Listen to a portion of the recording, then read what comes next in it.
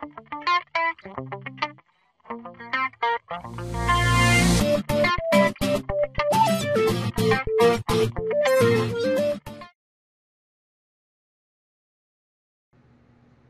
guys, this is Jess Baldwin with websitesfreeandeasy.com, and today we're continuing with our beginner Gimp tutorials, and we're just going to play around with some of the tools and see how they work and how to use them. So we're going to start off with the rectangle select tool, and when you use this tool, it's best to create a new layer separate from your background layer. So go to layer, new layer. Okay, and when you use this tool, you can make this any size that you want, and it can be used in several ways, and I'm going to show you the reason why we saved it as a new layer. So we're going to go to bucket fill, find our color, click OK, and then click on the image.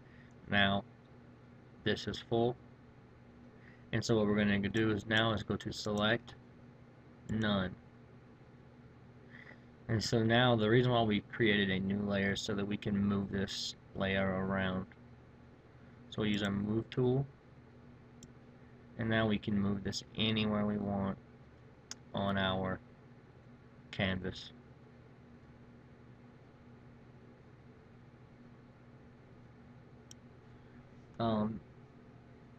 I'm just going to go over a few easier tools that you can use. And so let's go to, we have our move tool here, which enables you to move the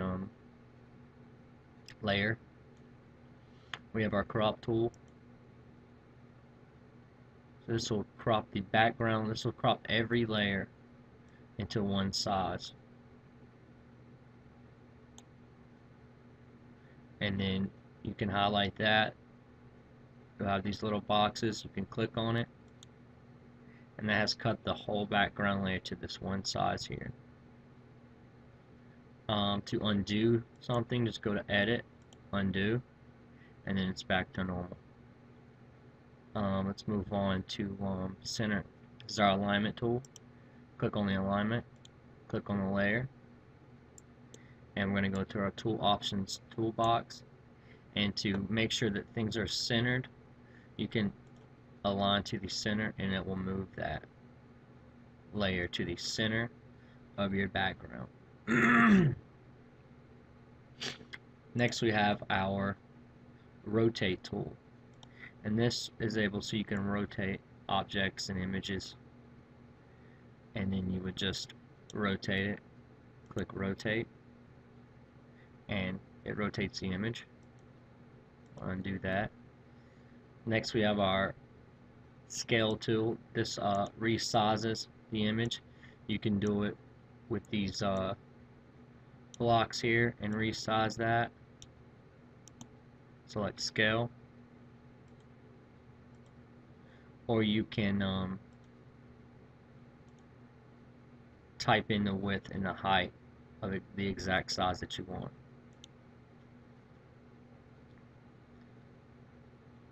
This is our perspective tool, and this just kind of gives you a different perspective of the picture.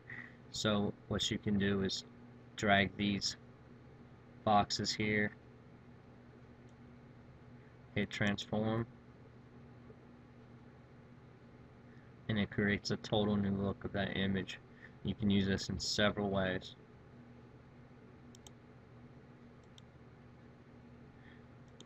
And this is our flip tool. Let me put in a new image so you can see how that works. So to use the flip tool,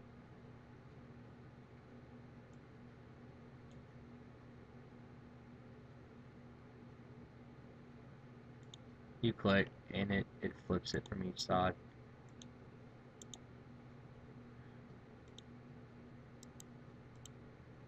Next we have our text, which we went over in previous tutorials. Very easy to use. Enter your text.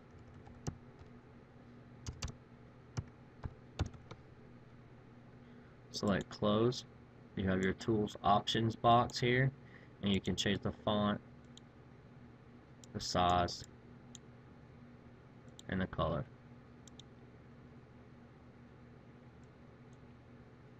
Next we have our bucket fill tool, and it's very easy to use. We used that in the beginning. We have our pencil tool, and since this layer is selected, then we can only draw on this layer. We have our brush tool. Our brushes are located in the channels, paths, and brushes section, and you can browse through there, and you can also upload new brushes through other websites, and we're going to go over that in another tutorial. Next we have our erase tool.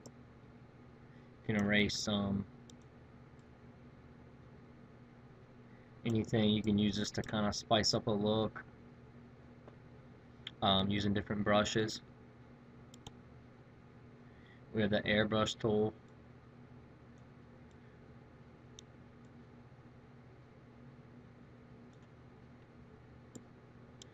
And so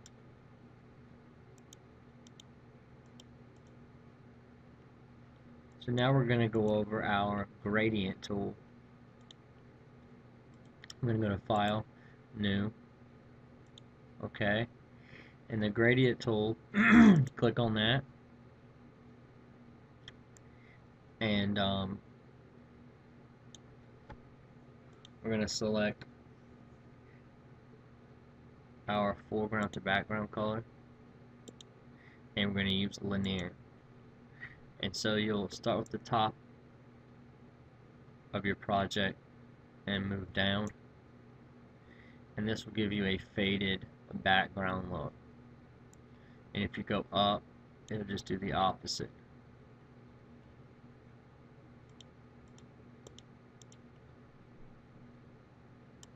Next, if you select by linear,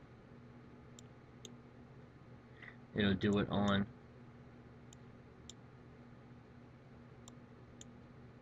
more of a smaller ratio of that, and it'll do both sides.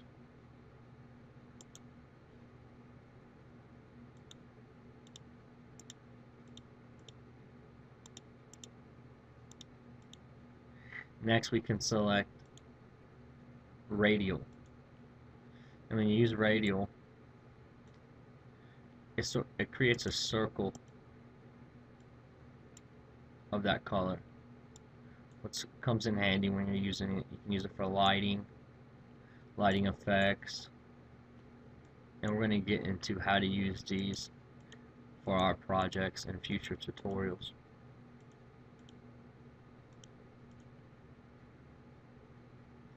And that's about it for our toolbox over here for now, and we're going to get back to that.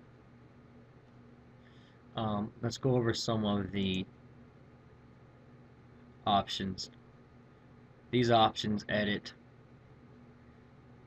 We'll go over these in our next tutorials. These are things we're going to learn to use as we learn. These are not things that you can learn all at once. The toolbox are easy tools to use. I'm going to go over filters. If you're editing a picture or an image, you can blur the image or text using these blurs.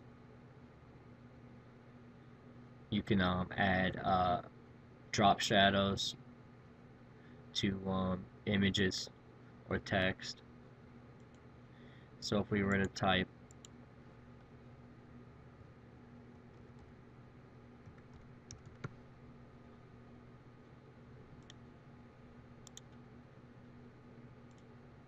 and we wanted to add a drop shadow to this image, we simply go to filters, light and shadow, drop shadow, select OK, and it adds a drop shadow behind your image.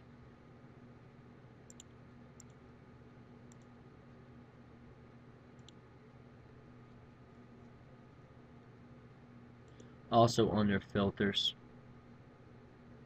there are several options that we're going to get to in more advanced lessons, and we'll be able to add lighting effects. These are more lighting effects, gradient flares, supernova, um, render, and we're going to go over this stuff in future tutorials. But that's about it on basic operations of Gimp and tools. And keep watching more tutorials, and we'll help you learn Gimp. Thanks for watching.